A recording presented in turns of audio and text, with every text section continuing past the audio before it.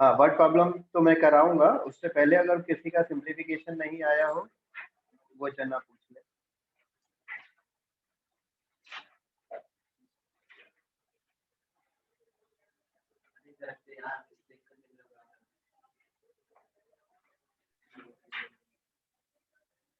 किसी को पूछना है बेटा?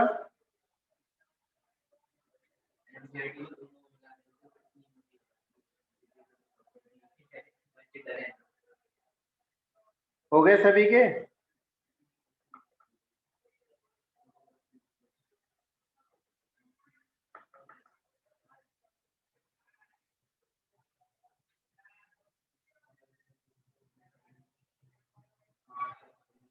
सर जो 11 से 14 तक क्वेश्चंस है, तो फिर सर उसमें हम सबसे पहले इक्वेशन फाइंड आउट करेंगे, इसके बाद उसमें एक्स की वैल्यूज पुट करेंगे, एक्स और वाई की।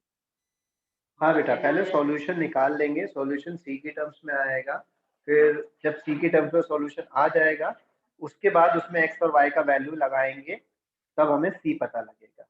ठीक है, फिर सी वापस से उसी में लगा देंगे।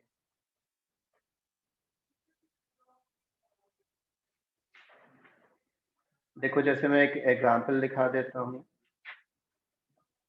मतलब सेम वर्किंग।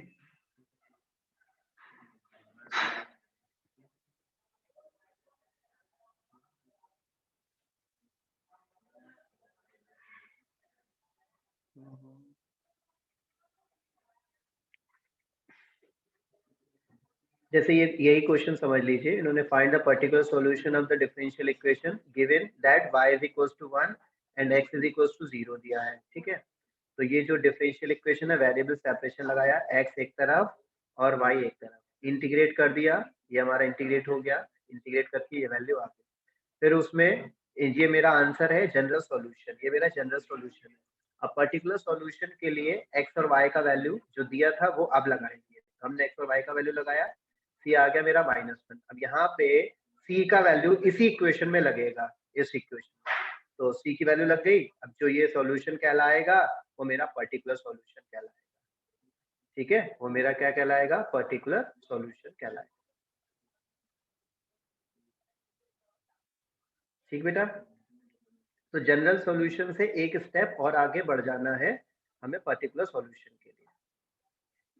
किसी को कोई क्वेश्चन पूछना हो तो पूछ लो बेटा।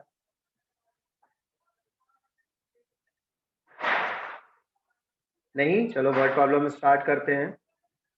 वर्ड प्रॉब्लम मेरी शुरू होती है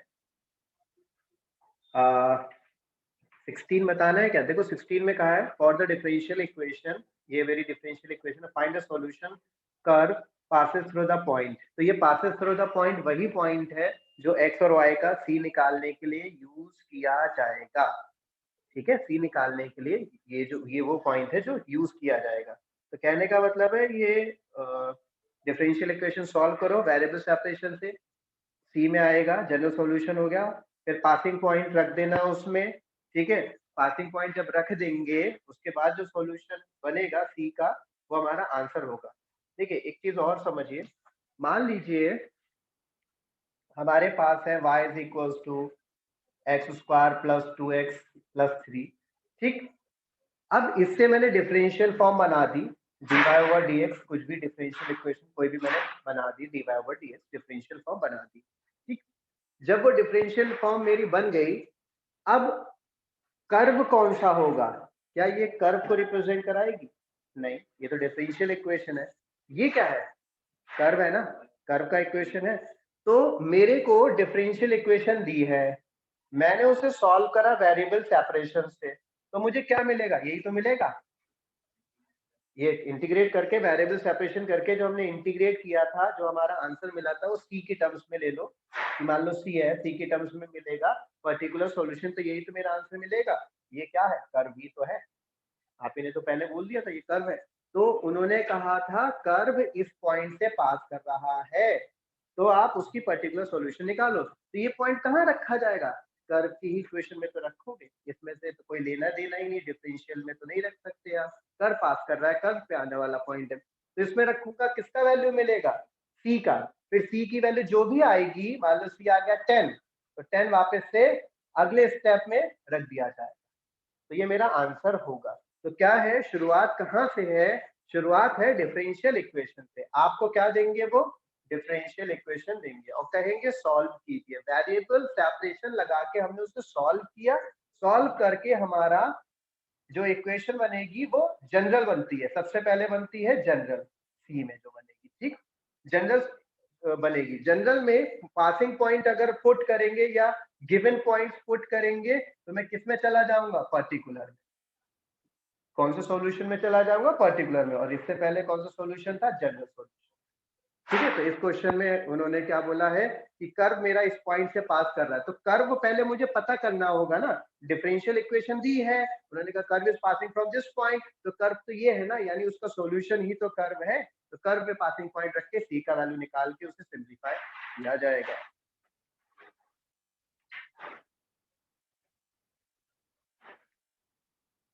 Question number 17, read the question. Now this is the main word problem.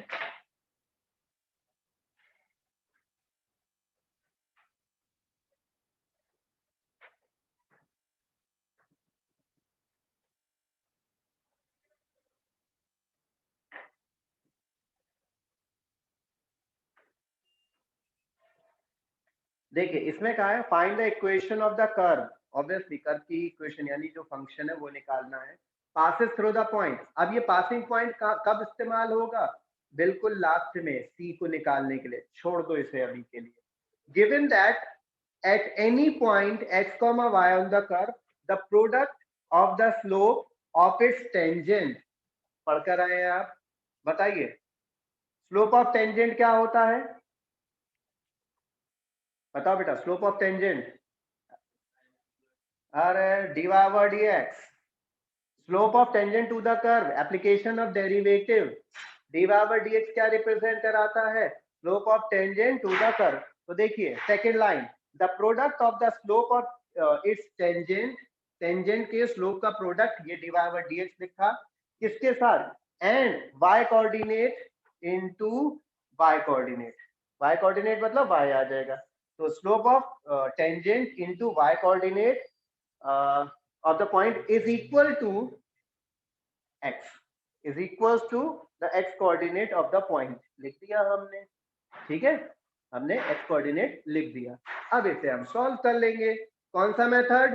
Variable separation, y dy x dx। बहुत ही सीधा सा क्वेश्चन है, सीधा साधा। वेरिएबल सेपरेट करने के बाद इंटीग्रेट करते हैं, कितना आएगा? Y square upon 2 x square upon 2 plus c. ये मेरा कौन सा सॉल्यूशन है? General solution. पर्टिकुलर के लिए यही तो कर्व की इक्वेशन होगी। देखो कर्व की इक्वेशन तो यही होगी। पर्टिकुलर सॉल्यूशन के लिए पासिंग पॉइंट पुट करते हैं क्योंकि कर्व यही होगा। Put the on putting the passing point कितना है बताना? -2,1 पक्का? -2। अरे हाँ मैं वही तो लिखा था पहले। 0,-2 बताया गया मुझे बेटा, ठीक है। Yes sir. 0,-2 passing point curve का यहाँ लगा दीजिए। ये 0 हो गया, ये हो गया -2 का स्क्वायर और ये 2 प्लस सी की वैल्यू कितनी है? मेरे हिसाब से तो 2 दिख रही है, -2 इनफैक्ट, क्योंकि 4/2 2 बचेगा, उधर जाके माइनस, सी की वैल्यू -2। इसे कहाँ पुट करेंगे? इक्वेशन नंबर 1 में पुट कर देंगे। देयरफॉर रिक्वायर्ड फंक्शन या रिक्वायर्ड सॉल्यूशन कितना होएगा? अरे उल्टा लगा दिया भाई, उल्टी वैल्यू लगा दी, बता नहीं रहे। x 0 है, मैंने y 0 लगा दिया। ये हो गया -2 स्क्वायर अपॉन 2 0 प्लस सी, तो सी 2 आ गया, ठीक है। तो रिक्वायर्ड सॉल्यूशन क्या होगा? y square upon 2 plus sorry equals to x square upon 2 plus 2।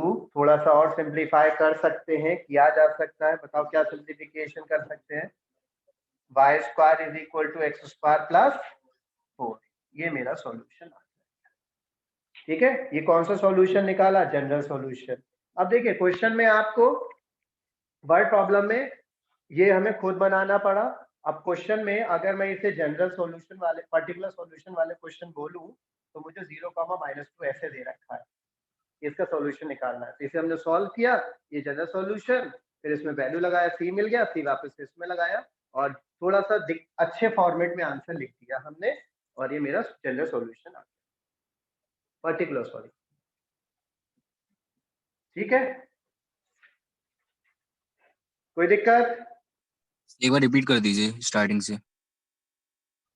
Okay देखो क्वेश्चन में, इसके लिए हमें क्वेश्चन लिखना पड़ेगा, वर्ड प्रॉब्लम है। क्वेश्चन में बोला है 17 find the equation of a curve passes through the point. Curve pass कर रहा है, तो डिफरेंशियल इक्वेशन को जो सॉल्व करके वैल्यू आती है उसे कर्व कहते हैं। डिफरेंशियल इक्वेशन कर्व को रिप्रेजेंट नहीं कराती है, तो इसका मतलब है जो मेरा आंसर आएगा वो पास कर रहा है।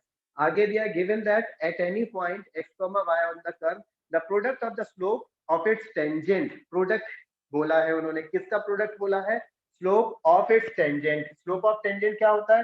dy/dx।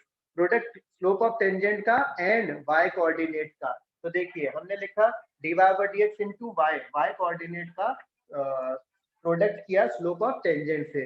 फिर आगे उन्होंने बोला is equal to x coordinate, is equal to x coordinate. तो ये मुझे मिल गई है डिफरेंशियल इक्वेशन, ये मुझे मिल गई है डिफरेंशियल इक्वेशन। ठीक है, अब इस डिफरेंशियल इक्वेशन को सिंप्लीफाई कर लेंगे और हमें वैल्यू मिल जाएगी।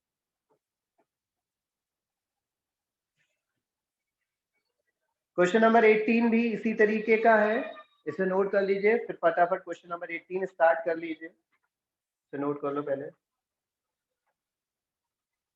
नेक्स्ट वाले में। Yes sir. अच्छा नहीं देखो question number 18, at any point x, y of the curve the slope of the tangent is twice. So according to the question, they are saying slope of tangent twice is equal to twice. किसका twice है? Slope of line segment joining the point of contact. So slope लिख लेता हूँ, slope of line लिख देता हूँ, ठीक, ये आ जाएगा। स्लोप ऑफ लाइन सेगमेंट बोल दो या स्लोप ऑफ लाइन, बात वही है, स्लोप तो उतना ही रहेगा। अब इन्होंने बोला है कि slope of line segment joining the point of contact to the point -4,3। Point of contact क्या होगा? x, y का पॉइंट ऑफ कांटेक्ट होगा x, y and line segment का मतलब होता है यहां से लेकर यहां तक, दो फिक्स्ड पॉइंट के बीच की लाइन। वो तो लाइन हो जाती है जो आगे पीछे जा रही है, स्लोप तो दोनों का सेम रहेगा। मतलब if we talk about the line segment, तो लाइन सेगमेंट तो ये है लेकिन इसका स्लोप तो नीचे ही आएगा, मतलब स्लोप तो वही रहेगा उसका। लेकिन उन्होंने बोला है लाइन सेगमेंट के बारे में, इसलिए बोला है लाइन सेगमेंट के बारे में, so that we can find the slope easily with the help of 2 points. तो एक तो बोला है उन्होंने पॉइंट ऑफ कांटेक्ट जो कि x, y हो गया। कैसे पता? क्योंकि शुरुआत में ही बोला है at any point x, y। कहाँ के पॉइंट की बात कर रहे हैं? At any point x, y of a curve. Curve पर है x, y, उसी की बात कर रहे हैं। फिर वहां से उन्होंने बोला the line segment joining the point of contact, this is the point of contact to the point -4,3। यहां से आपकी लाइन बन रही है। लाइन कैसी बन रही है? x, y से और -4,3। यहां से आप लाइन बना देंगे, लाइन का स्लोप निकाल देंगे, उस लाइन का स्लोप निकाल देंगे। कैसे? y2 - y1 upon x2 - x1। फिर लास्ट में उन्होंने बोला है find the equation of the curve given that it passes through -2, 1, ये बाद में पुट होएगा। तो स्लोप ऑफ लाइन क्या फॉर्मूला होता है जब दो पॉइंट होते हैं? y से स्टार्ट होता है बेटा, y2 - y1 upon x2 - x1। ठीक है, ये x1 है, ये y1 है, ये x2 है और ये y2 दे रखा है। तो कितना बनेगा स्लोप? -3 - y -4 -x आ जाएगा। ठीक, अब चाहो तो माइनस कॉमन लेके काट भी सकते हो, सीधा सीधा 3 + y 4 + x आ जाएगा, माइनस लेके काट दिया, ये स्लोप ऑफ लाइन आ गया मेरा। अब क्वेश्चन में वैल्यू लगाते हैं। स्लोप ऑफ टेंजेंट कितना, dy over dx is equal to twice किसका, slope of line 3 + y upon 4 + x। ये डिफरेंशियल इक्वेशन तैयार हो गई। इस डिफरेंशियल इक्वेशन को सॉल्व करेंगे और उसके बाद सॉल्यूशन निकाल देंगे।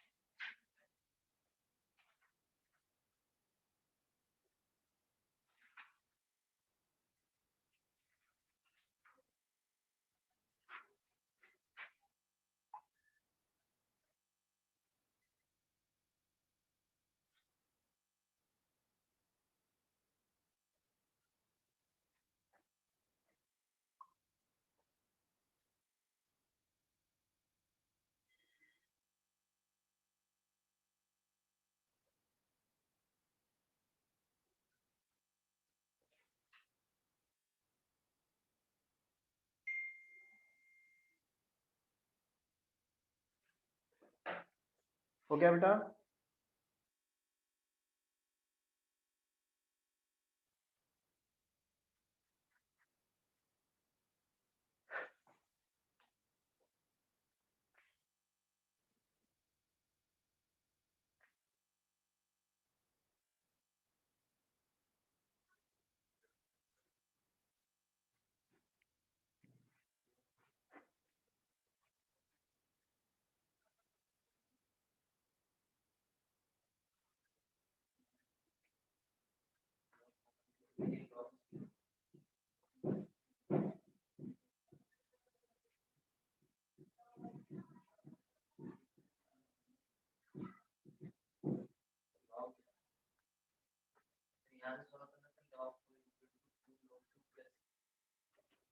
ये हो जाएगा मेरा x वाला, तो यानी कि ये वैल्यू बनेगी log mod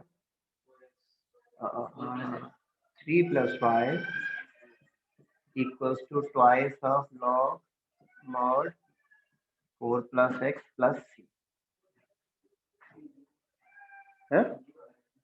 c 0 आ रहा है, चेक कर लेते हैं। पॉइंट्स क्या दिए थे, -2, -1। तो log 3 4 हो गया ये तो, है ना।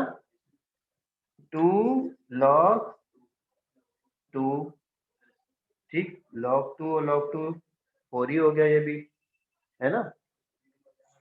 एंड प्लस c, तो c 0 आ गया। बहुत ही बढ़िया बात है, c 0 लगा दिया। तो आपके पास जो वैल्यू बची उसमें दोनों लॉग आ गए। अब मैं लॉग खत्म करवा देता हूँ।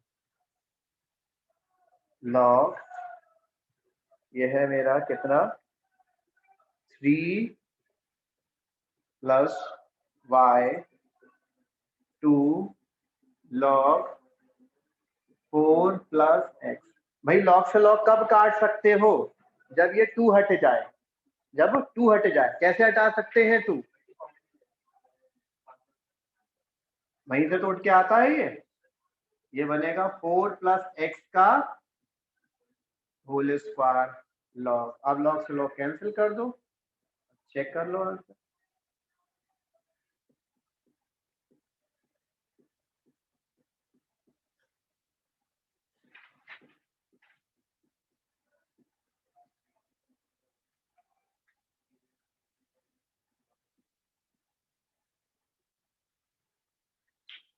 इसे ओपन भी कर सकते हो, कैलकुलेट हो जाएगा। और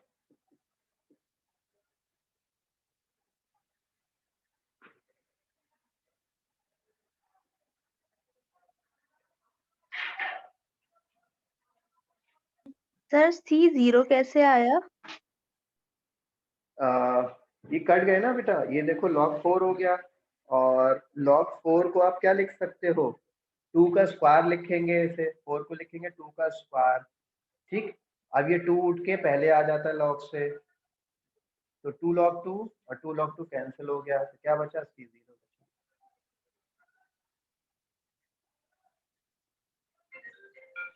सर ये log 4 कैसे बन गया था sir? log 4 yes sir. y की वैल्यू 1 दी है ना, okay passing sir, point. Okay sir, हाँ, ये ओके। पासिंग पॉइंट हमने 1 ये दिया।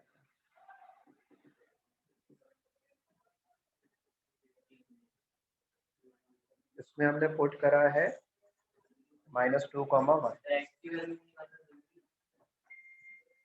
नहीं कोई नहीं, y के में निकाल दो।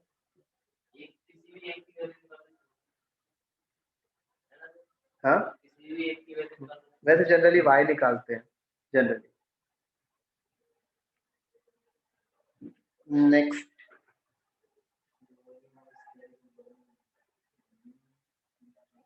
ये अच्छा क्वेश्चन है।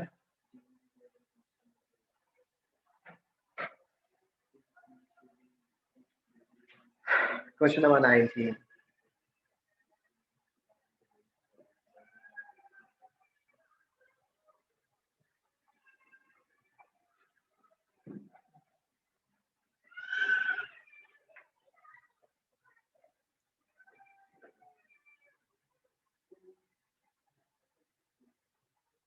देखिए, the volume of a spherical balloon changes at a constant rate. ठीक। देखिए यहाँ पर इन्होंने क्या हमें क्या बोला है कि भैया वॉल्यूम जो है स्फेरिकल बैलून, यानी बैलून किस शेप का है, स्फेयर की शेप का, ठीक है। Changes at a constant rate, यानी कि वो कैसा चेंज हो रहा है, कांस्टेंट रेट पे चेंज हो रहा है। एक चीज है, आपने पढ़ा होगा फिजिक्स में dv ओवर dt क्या बन जाता है, वो एक्सेलरेशन बन जाता है, एक्सेलरेशन बन जाता है। अगर डिस्टेंस ले लेंगे, डिस्टेंस को किससे रिप्रेजेंट कराते हो, चलो एस ले लो, तो वो क्या बन जाता है, वेलोसिटी बन जाती है, ठीक है। ये तो होता है। इसको क्या पढ़ते हो, the rate of change of distance with respect to time, ऐसे तो पढ़ते हो, the rate of change of distance with respect to time.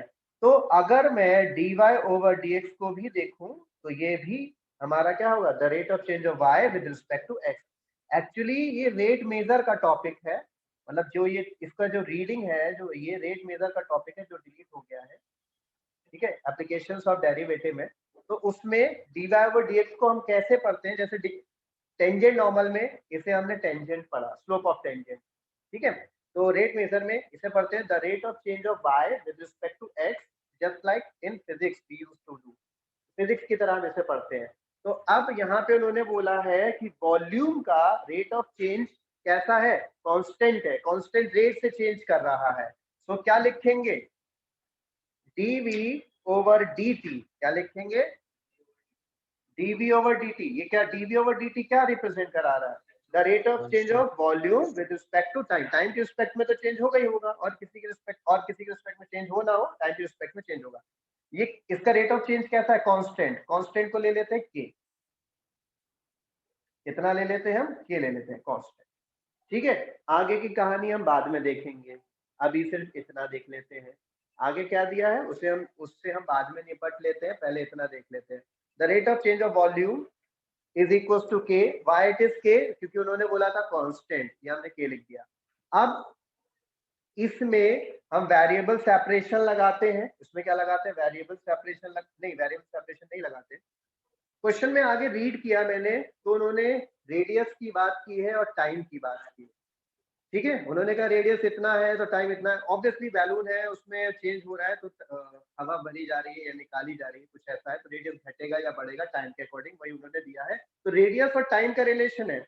यहाँ मेरा रिलेशन किस में चला गया, वॉल्यूम और टाइम में। तो वॉल्यूम को चेंज करता हूँ रेडियस में, टाइम तो ही पहले से, रेडियस में चेंज करता हूँ। तो वॉल्यूम का फॉर्मूला लगा देता हूँ, क्या होता है 4/3 पाई आर क्यूब। किसका वॉल्यूम है ये, स्फीयर का, क्योंकि स्फीयर के वॉल्यूम की ही मैं बात कर रहा हूँ। अब ठीक है, मेरा सिचुएशन अब ठीक है, रेडियस में चला गया, रेडियस में जाना था। अब लेकिन ये डिफरेंशिएट हो रहा है, ये तो डिफरेंशिएट कर देते हैं। 4/3 पाई आर क्यूब का होगा, आर क्यूब का कितना होगा 3r² इंटू dr/dt इंटू के। ठीक, अब लगाते हैं थोड़ा सा सॉल्व करने के बाद वेरिएबल सेपरेशन, मतलब ये जो मेरी वैल्यू बची, ये बचा 4 pi r² dr/dt is equals to के। ये मेरी बनी डिफरेंशियल इक्वेशन, ये मेरी बनी इस तरीके की डिफरेंशियल इक्वेशन। ठीक है, जिसमें r और t आ रहे हैं, दो वेरिएबल। जनरली वो दो वेरिएबल मेरे होते थे, आ गया x और y, क्या होते थे वो वेरिएबल, x एंड y हुआ करते थे, लेकिन इस बारी मेरे r और t दिए दो वेरिएबल। ठीक, अब इस डिफरेंशियल इक्वेशन को हम सॉल्व करेंगे तो वेरिएबल सेपरेशन लगेगा। वेरिएबल सेपरेशन को dt उधर भेजेंगे, 4 pi r² dr is equal to k dt। t का कोई फंक्शन है नहीं, r वाला ऑलरेडी r की तरफ है, तो इंटीग्रेट किया जा सकता है। यहाँ इंटीग्रेट होगा, यहाँ इंटीग्रेट होगा, LHS में जब इंटीग्रेट होगा तो सिर्फ r² का इंटीग्रेशन होगा, 4 पाई बाहर आ जाएगा, r² का इंटीग्रेशन r³ इंटीग्रेट हो गया इज इक्वल टू k का इंटीग्रेशन बताइए। हाँ, KT प्लस C। बताइए t क्यों आया, क्योंकि वेरिएबल t था, और k, हाँ, और k क्या है, ऊपर ही लिख के दिया था मैंने, कांस्टेंट। तो जब भी मैं किसी कांस्टेंट का इंटीग्रेशन करता हूँ तो कांस्टेंट इनटू वेरिएबल आ जाता है, जो भी वेरिएबल होता है। x की रिस्पेक्ट में करते हैं तो x आ जाता है, t की रिस्पेक्ट में क्या तो t आ गया, और c तो लिखते ही लिखते हैं जब भी इंटीग्रेट रहेगा। तो ये मेरा फंक्शन इंटीग्रेट करके वापस आ गया, ये मेरा फंक्शन इंटीग्रेट करके वापस आ गया। ये मेरा कौन सा सॉल्यूशन है, जनरल है। अब पर्टिकुलर पे जाता हूँ, पर्टिकुलर के लिए वो मुझे कुछ ना कुछ देंगे, जैसे कि उन्होंने पिछले क्वेश्चन में पासिंग पॉइंट दिया था, यहाँ उन्होंने एक रिलेशन दिया है, अभी वो पढ़ लेते हैं रिलेशन। पहले थोड़ी सी यहाँ पे जगह बना लेते हैं।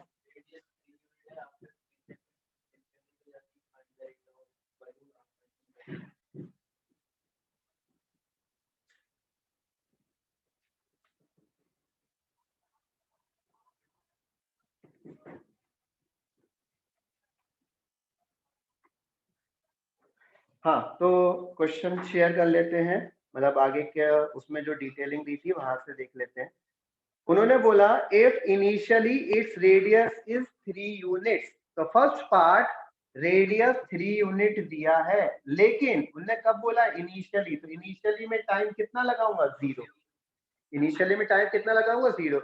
आगे कहा है आफ्टर 3 सेकेंड्स, दूसरा पार्ट थोड़ा सा स्पेस बना के दूसरा पार्ट लिख देते हैं। आफ्टर 3 सेकेंड्स रेडियस कितना,